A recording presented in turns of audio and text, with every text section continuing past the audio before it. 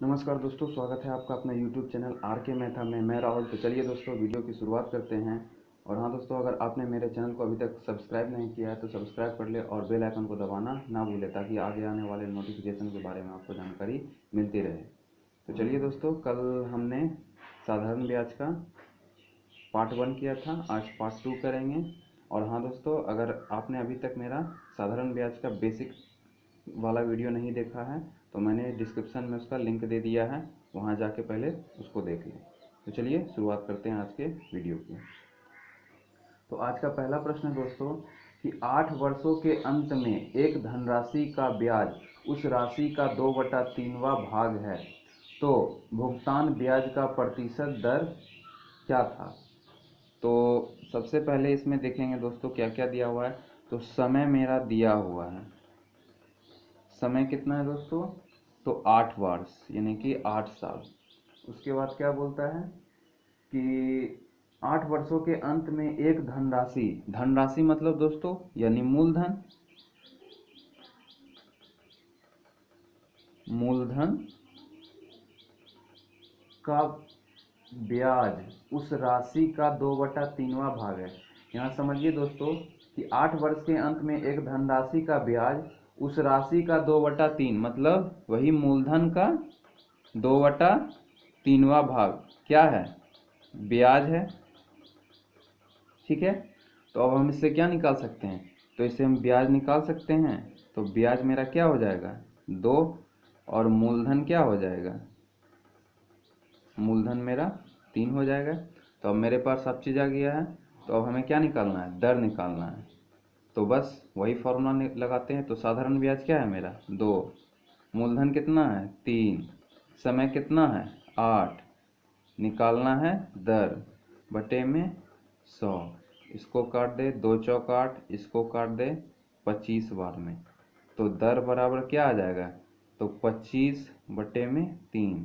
तो कितना आ गया 8.1/3%, जो इस क्वेश्चन का राइट आंसर था।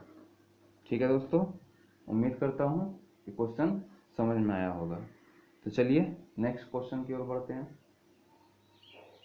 हमारा अगला प्रश्न दोस्तों कि किरण की पूंजी का 1/3वां भाग 4% पर, 1/4 भाग 3% पर तथा शेष भाग 5% पर निवेश किया गया। यदि कुल पूंजी पर वार्षिक आय 125 रुपया है तो पूंजी क्या है। तो चलिए इस प्रश्न को भी देखते हैं, लेकिन एक नए मेथड से। देखिए दोस्तों, इस प्रकार के प्रश्नों में 1/3 भाग है, 1/4 भाग है, फिर शेष भाग होगा, तो इसमें अधिकतर लोग फंस जाते हैं। तो मैं इसका सिंपल से लॉजिक बतलाता हूँ। तो जब भी ऐसा क्वेश्चन हो कि 1/3 भाग 1/4 भाग, तो इसका आप एक तरीके से एलसीएम ले लीजिए। तो नीचे में 1/3 है, 1/4 है, ठीक है। तो यानी मतलब नीचे में 3 और 4 है, तो इसका एक तरीके से अगर हम एलसीएम लेंगे तो क्या हो सकता है, तो हम 12 लिख सकते हैं। तो मान लीजिए कि उसका पूंजी, माना पूंजी बराबर 12 रुपये मान लें। तो ऐसा बात नहीं दोस्तों कि हम सिर्फ 12 ही मान सकते हैं, 24 भी मान सकते हैं। और क्या मान सकते हैं, 4 3 कैसे, हम 4 × 3 = 12 दूनी 24, 24 भी मान सकते हैं, 36 भी मान सकते हैं, ठीक है ना।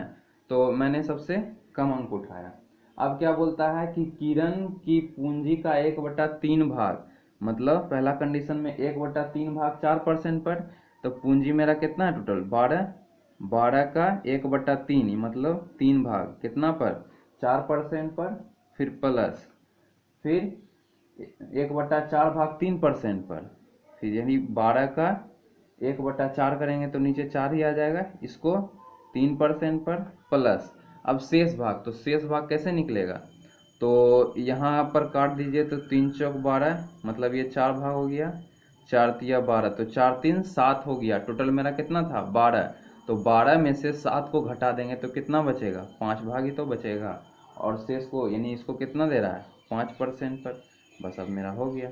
तो 4 चौक 16 प्लस 3 तिया 9 प्लस 5 बचे 25, तो टोटल कितना हो गया 16 और 9 25 और 25 50। मतलब यहाँ टोटल भाग मेरा कितना निकला 50। जो कि कितने के बराबर है 125। तो अब देखिए, तो ये जो मेरा निकला दोस्तों, ये तो 50% ही ना निकला। क्यों? क्योंकि यहाँ 4% है, मैंने परसेंट का 100 नहीं लिखा है। ठीक है, तो 50% हो गया। तो मैं यहाँ लिख सकता हूँ कि 50% इक्वल टू 125। तो इसको 50 दूनी 100 काट सकते हैं, तो एक बराबर क्या निकलेगा मेरा, गुना कर देते हैं इतना। और हमें क्या चाहिए, तो 12 बराबर क्या हो जाएगा, तो 12 से गुना कर देंगे क्योंकि पूंजी ही चाहिए हमको। तो कितना हो गया, इसको अब इससे गुना कर देंगे। तो 12 पंचे 60 बची 6, 12 दूना 24, 6 30, मतलब कितना हो गया 3000 रुपया उसका पूंजी था। ठीक है दोस्तों, उम्मीद करता हूँ क्वेश्चन समझ में आया होगा। ठीक है, और यहाँ ये परसेंट मैंने इसलिए दिया था क्योंकि यहाँ पर जैसे कि देख रहे हैं क्वेश्चन में 1/3 भाग 4% पर, तो 4% पर मैंने यहाँ सिर्फ 4 ही लिखा, इसका परसेंट नहीं लिखा। चलिए लिख ही देता हूँ, या फिर यहाँ परसेंट में ही रहने देता हूँ। ये 3% और ये 5%। तो अब ये जोड़ेंगे तो कितना हो जाएगा, इतना परसेंट होगा। तो 50% का वैल्यू 125। तो एक का मान कितना निकल गया, 250। तो हमें पूंजी चाहिए थे, तो पूंजी कितना माने थे 12। तो 12 बराबर क्या हो जाएगा 3000 रुपये। ठीक है, तो चलिए बढ़ते हैं नेक्स्ट क्वेश्चन की तरफ। हमारा अगला क्वेश्चन है दोस्तों कि किसी राशि पर 5% वार्षिक दर से 3 वर्ष और 4 वर्षों में प्राप्त ब्याज का अंतर 42 रुपया है, तो वह राशि क्या है। तो देखिए दोस्तों, जब इस प्रकार के क्वेश्चन मिले तो हमें मूलधन चाहिए। तो मूलधन बराबर, एक चीज याद रखिएगा कि ब्याज में अंतर गुने 100 बटे दरों में अंतर गुना समय। ठीक है, तो चलिए इसी से हम लोग देखते हैं। बोलता है किसी राशि पर 5% वार्षिक दर से 3 वर्ष और 4 वर्षों में प्राप्त साधारण ब्याजों में अंतर 42 रुपया है, तो वह राशि क्या है। तो राशि मतलब मूलधन चाहिए, मूलधन को x मान लेते हैं। ब्याज में अंतर कितना है 42 का गुना 100 बटे दर में अंतर कितना है, अब दर में अंतर कुछ दिया ही नहीं हुआ है, तो 5 लिखेंगे इनटू समय कितना है 3 वर्ष और 4 वर्ष, मतलब 1 वर्ष का ही तो इसमें मतलब जा रहा है, 3 वर्ष के बाद 4 वर्ष आ रहा है। ठीक है, और इसको काट देते हैं। तो 5 दूनी 10, तो कितना हो गया 840 रुपया, जो इस क्वेश्चन का राइट आंसर था। ठीक है दोस्तों, तो चलिए बढ़ते हैं नेक्स्ट क्वेश्चन की तरफ।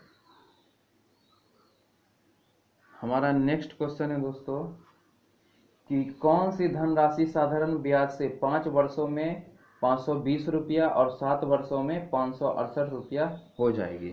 तो चलिए इसको अच्छे से समझते हैं।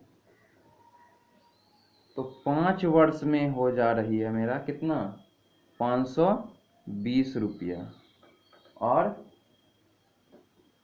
सॉरी हाँ ठीक है दोस्तों, और 7 वर्षों में 568 रुपया।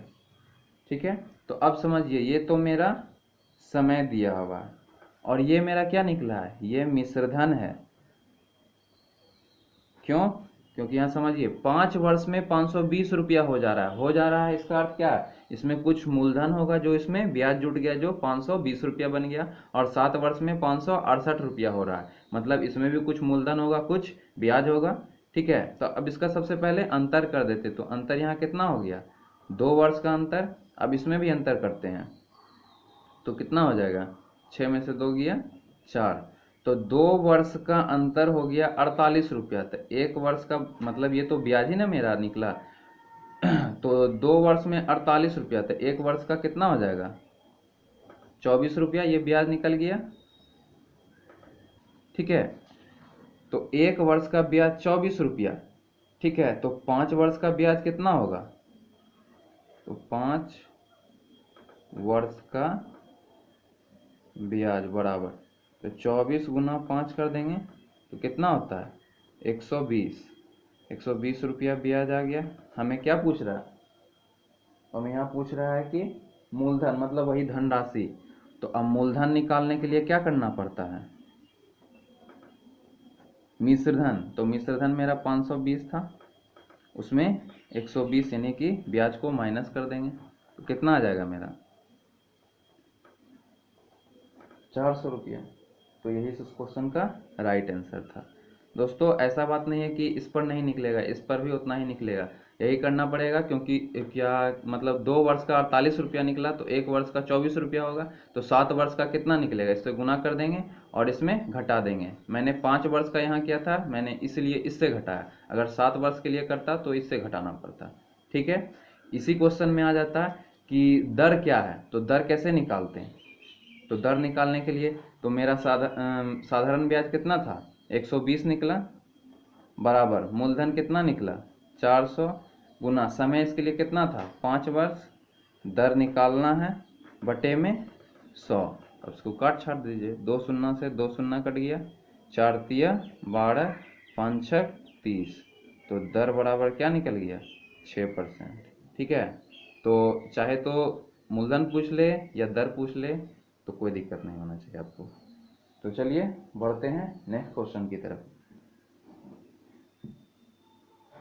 हमारा नेक्स्ट क्वेश्चन है दोस्तों, और इस वीडियो का लास्ट क्वेश्चन बोलता है एक व्यक्ति के पास 16,000 रुपये थे, उसने इसमें से कुछ धनराशि 4% पर और शेष धनराशि 5% वार्षिक दर से साधारण ब्याज पर उधार दी। यदि 1 वर्ष में उसे कुल 700 रुपया ब्याज के रूप में मिले हो तो 4% पर उधार दी गई धनराशि क्या है। तो देखिए इसको मैं एलिगेशन से बनाने की कोशिश करता हूँ। ठीक है, वैसे एलिगेशन चैप्टर तो मैंने अभी किया नहीं है, लेकिन अगले मतलब आगे आने वाले क्लास में मैं आपको वो भी बतलाऊँगा, तो समझ लीजिए अभी। तो 700 रुपया हमको ब्याज निकल रहा है, तो इसका परसेंट निकाल दे, गुना 100 बटे टोटल कितना था 16,000 रुपया, तो 3 शून्य से 3 शून्य कट गया, ये 8 और ये 35, मतलब टोटल 35 बटा 8% है। चलिए अब इसको देखते हैं कैसे करते हैं। तो पहला है कुछ धनराशि 4% पर और कुछ धनराशि है 5% पर, और टोटल कितना निकला तो 35 बटे 8%। ठीक है, तो अब इसमें इसको घटाएंगे, इसमें इसको घटाएंगे। ठीक है, तो घटाते हैं, तो 5 माइनस 35 बटे 8, फिर इधर क्या हो जाएगा 35 बटे 8 माइनस 4। ठीक है, तो यहाँ कितना हो गया 8 पंचे 40 में से 35 जाएगा तो 5 बटे में 8 हो जाएगा, इधर कितना बचेगा 8 चौक 32 हो जाएगा, तो 35 में से 32 जाएगा तो कितना बचेगा 3 बटे 8, 8 से 8 कैंसिल हो गया। तो अब बताइए, बोल रहा है कि 4% पर उधार ली गई धनराशि, तो 4% पर उधार दी गई धनराशि हमको निकालना है। तो 4% पर कितना निकला है तो 5, तो 5 लिख देना है, बटे में टोटल योग कितना हो गया 5 3 8, टोटल धनराशि कितना था 16,000 रुपये, इसको इससे काट दीजिए, 8 दूनी 16, तो कितना हो गया मतलब कि 10,000 रुपया 4% पर वह धनराशि था। ठीक है दोस्तों, अगर वीडियो अच्छा लगा हो दोस्तों तो वीडियो को लाइक ज़रूर करें। तो चलिए मिलते हैं कल नेक्स्ट टाइप के, तब तक के लिए धन्यवाद।